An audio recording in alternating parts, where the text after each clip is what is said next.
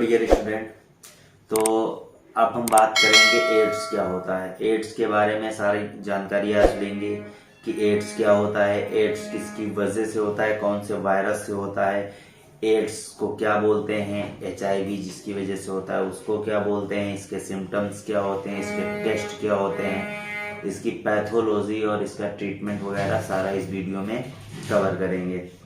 तो इसके पहले वाले वीडियो में हमने देख लिया कि सेक्सुअली ट्रांसमिटेड डिजीज क्या क्या होती है। नॉर्मल उसका इंट्रोडक्शन हो गया, उसका सिम्टम्स हो गया और उसका जो कॉजेस था वो हो गया। ठीक है, अब जो बात करेंगे हम उससे होने वाले सेक्सुअली ट्रांसमिटेड जो डिजीज होती हैं उसका एक पार्ट है एड्स। ठीक है, तो एड्स जो होता है वो किसके द्वारा होता है, सेक्सुअली ट्रांसमिटेड होता है। ठीक है, सेक्सुअली ट्रांसमिटेड एक वायरस होता है जिसकी वजह से क्या होता है, आपको एड्स हो जाता है। तो आज हम एड्स के बारे में सारा कुछ देखेंगे, तो देख लेते हैं।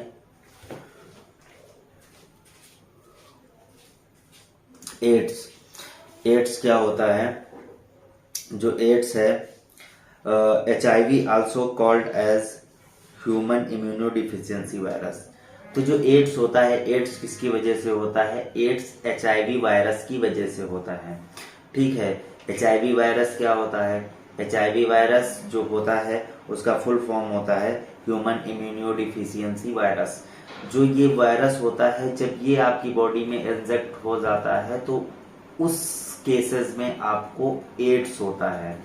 ठीक है, तो एड्स एक डिजीज है, HIV एक वायरस है और HIV वायरस के कारण ही आपको एड्स होता है। ठीक है, तो देख लेते हैं। HIV virus that caused AIDS, it is present in blood, vaginal secretion, semen and breast milk. HIV spread through vaginal, oral or anal sex without use a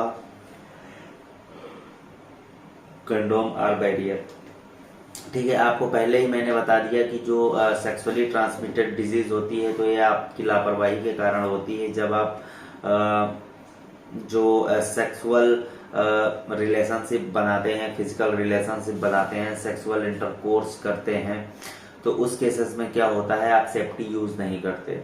तो उस केस में अगर आपके पार्टनर को HIV है, एड्स हुआ है, तो उस केस में आपको भी HIV हो जाएगा। ठीक है, वायरस ट्रांसफर हो जाएगा। ठीक है, तो ये सारी चीजें ध्यान रखनी पड़ती हैं। तो आपको पता चल गया कि एड्स क्या होता है, HIV क्या होता है। ठीक है, ये आपका वेजाइनल सेक्स, ओरल, ठीक है, और एनल सेक्स के माध्यम से ट्रांसफर होता है one person to another person. मतलब कि एक इंसान से दूसरे इंसान में इजिली ट्रांसफर हो जाती है, ट्रांसमिट हो जाती है ये डिजीज जिसको बोलते हैं एड्स। ठीक है, HIV वायरस इजिली ट्रांसफर हो जाता है one person to another person by the sexual intercourse. ठीक है, इंटरकोर्स के दौरान अगर सेफ्टी आपने यूज नहीं की है। ठीक है, तो अब देख लेते हैं कॉजेस क्या क्या होते हैं, किन कारणों से हो सकता है। ठीक है,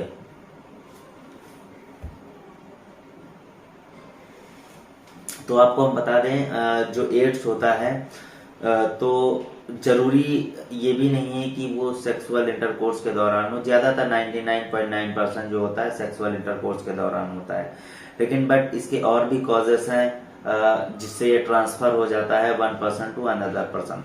जैसे कि कोई पेशेंट आया, आप अगर क्लिनिक डाले हुए हैं या आप किसी डॉक्टर के पास गए और उस डॉक्टर के पास कोई ऐसा पेशेंट आ चुका है जो HIV पॉजिटिव हो चुका है। ठीक है, तो जो डॉक्टर ने उसको इंजेक्शन दिया है, जो निडिल यूज की है इंजेक्शन देते वक्त, अगर वो निडिल एक HIV पॉजिटिव पेशेंट के लगाई गई है, उसके बाद उस निडिल को क्या किया है, उसने डिस्ट्रॉय नहीं किया है और उसी निडिल को उसने रीयूज कर लिया है दूसरे पेशेंट के ऊपर, तो उस केस में क्या होता है, जो उसके वायरस होते हैं वो ट्रांसफर हो जाते हैं दूसरे पर्सन के बॉडी में, इंजेक्ट हो जाते हैं। जैसे कि अगर कोई पहले क्या था कि निडल्स एक आदमी ने 2-3 आदमियों के, 4 आदमियों के लगाते थे, लेकिन उस टाइम पे क्या करते थे लोग, उसको गर्म पानी में हीट करते थे ताकि जो उसके अंदर जो भी वायरस बैक्टीरिया हो वो क्या हो जाए, वो डिस्ट्रॉय हो जाए। बट आज के केसेस में एक निडिल एक सिरिंज एक ही पेशेंट के लगाई जाती है, रीयूज नहीं की जाती है। अगर वही रीयूज की जाए या किसी कारणवश कोई झोला छाप डॉक्टर रीयूज कर लेता है और जिसके उसने पहले लगाई है अगर वो HIV पॉजिटिव है तो वो जिसके लगाएंगे वो सिरिंज और निडिल तो उसके भी वायरस ट्रांसफर हो जाएगा इजीली। ठीक है। और दूसरा आपका कॉजेस तो आपको पता ही है कि सेक्सुअल इंटरकोर्स के दौरान, एनल सेक्स के दौरान, अगर आप सेक्स नहीं कर रहे हैं लेकिन ऑर्गन्स को एक दूसरे में टच कर रहे हैं तो उस केसेस में क्या होता है, जो फ्लूइड सिक्रीट होता है आपके जेनिटल ऑर्गन से उसमें उसके माध्यम से भी ट्रांसफर हो जाता है आपका HIV वायरस। और अगर तीसरा केस ये भी होता है कि अगर कोई फीमेल लेडी है और वो प्रेग्नेंट है और उसके पेट में कोई बेबी है, पल रहा है, तो उस केस में वो ट्रांसफर हो जाती है उसके फीटस में और वो भी HIV पॉजिटिव हो जाता है, वो भी रोग से ग्रसित हो जाता है। तो ये 3 केसेस थे जिन केसेस में आपकी HIV ट्रांसफर हो जाती है वायरस और आपको एड्स होने का खतरा रहता है। ठीक है। फिर नेक्स्ट देख लेते हैं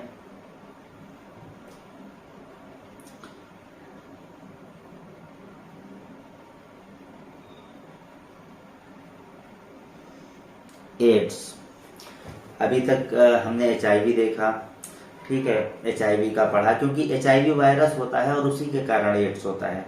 तो जब आप HIV पॉजिटिव हो गए हैं आप तो आपको एड्स हो जाएगा। तो एड्स क्या होता है वो देख लेते हैं। It is also known as acquired immunodeficiency syndrome. ठीक है, आपको पता है एड्स क्या होता है। एड्स होता है एक्वायर्ड इम्यूनोडिफिशियंसी सिंड्रोम। अब बात करेंगे कि सिंड्रोम क्या होता है। जैसे कि कोई भी आपको बीमारी होती है वायरस से, बैक्टीरिया से या किसी कारण से, तो आप उसको क्या बोलते हैं कि हमें डिजीज हो गई है।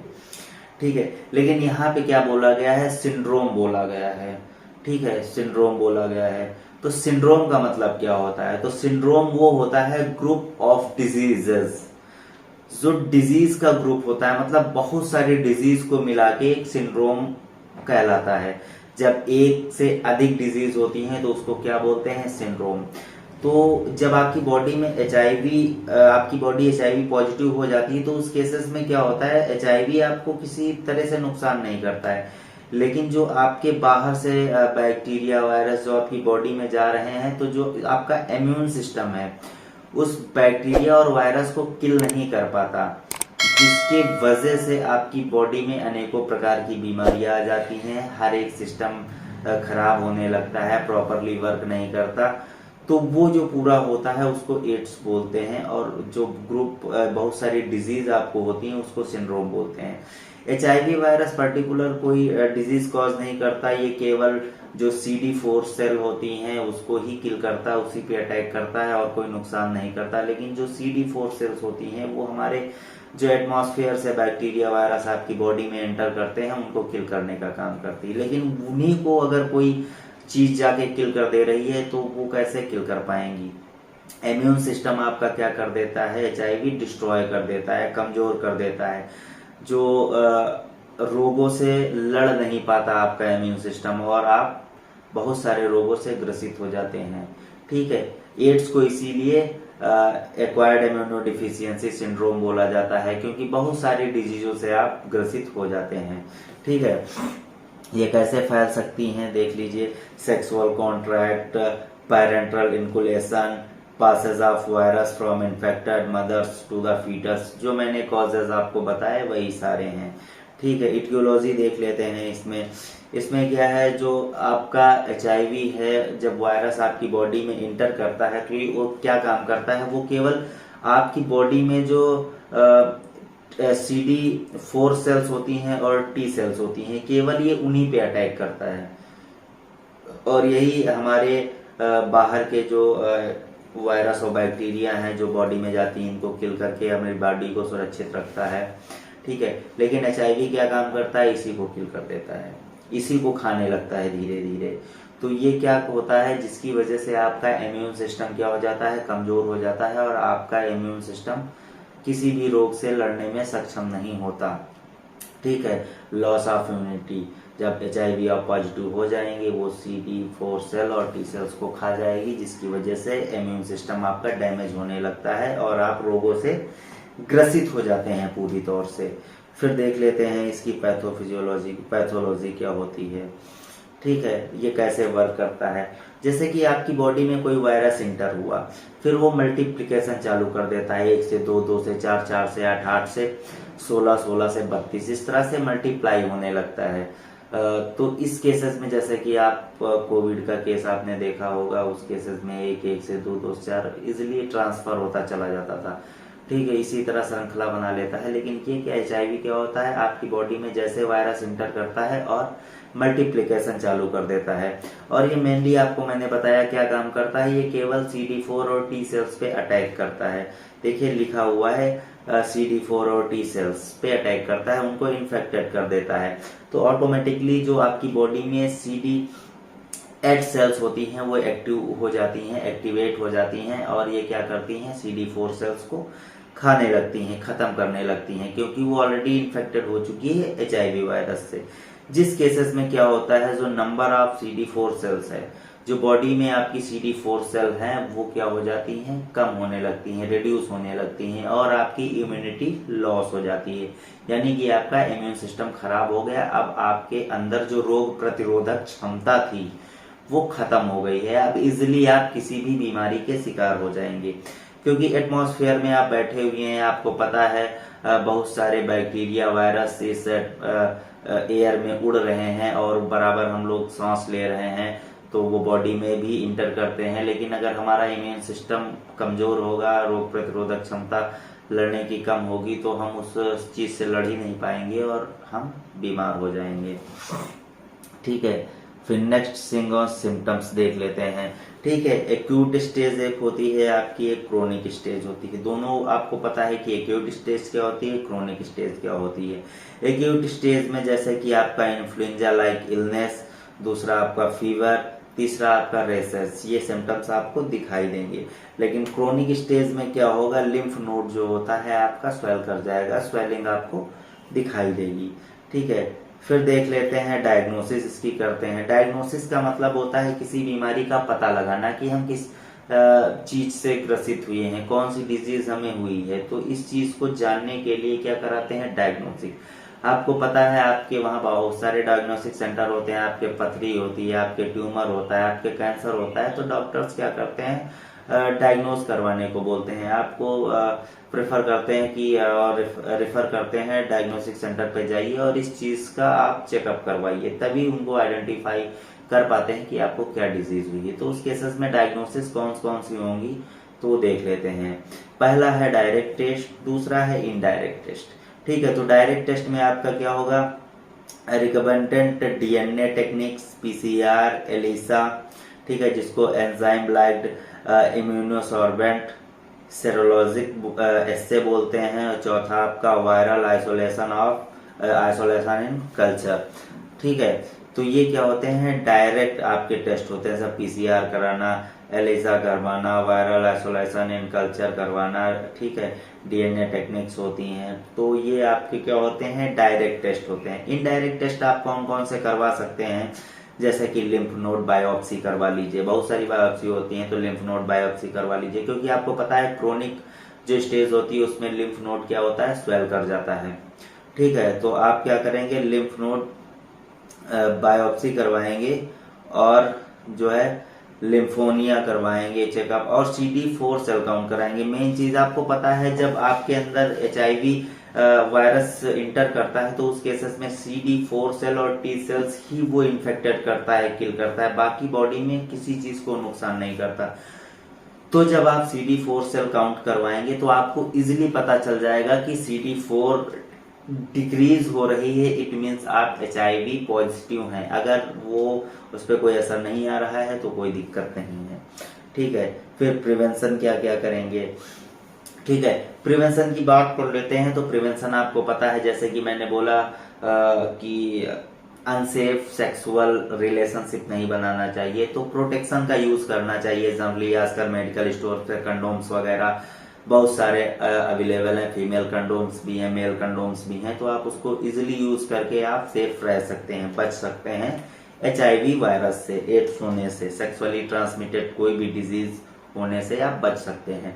दूसरा क्या होता है कि आप जो निडल्स होती हैं, सिरिंज होती हैं, वो रीयूज ना करें, नई हमेशा आप नई ही सिरिंज यूज करें, वरना अगर वो पहले पेशेंट को लगी हुई है और उस केस में अगर वो पॉजिटिव है तो आप भी पॉजिटिव हो जाएंगे।